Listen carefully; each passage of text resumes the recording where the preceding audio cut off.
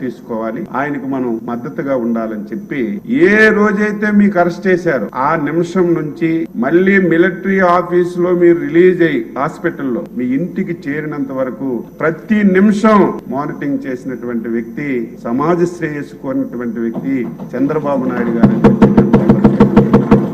ఆ రోజు ఎవరు మాట్లాడలేకపోయారు, ఎవరు బయటికి రాలేకపోయారు. ఢిల్లీలో ఒక రిప్రజెంటేషన్ ఇద్దామంటే ఎవరు పలికినటువంటి పరిస్థితి లేదు. అప్పటికప్పుడు మా పార్లమెంట్ సభ్యుల్ని చెప్పి రిప్రజెంటేషన్స్ ఇచ్చి లాయర్స్ తో మాట్లాడి ఏం జరుగుతుందో ఆ రోజు పర్యవేక్షించి ప్రజాస్వామ్యాన్ని కాపాడడానికి ఇటువంటి వ్యక్తులకు మనం రక్షణ లేకపోతే ఈ రాష్ట్రం చాలా దారుణంగా తయారవుతుందని అనునిత్యం నీకే కాదు మాకే కాదు ఒక సామాన్య పౌరుడికి చిన్న ఇబ్బంది జరిగినా మన బాధ్యతగా మనం చేయాలని చేసినటువంటి వ్యక్తి చంద్రబాబు నాయుడు గారు. అందులో మీకు పడినటువంటి కష్టాల్లో ఆ రోజు మేము కూడా భాగస్వామి.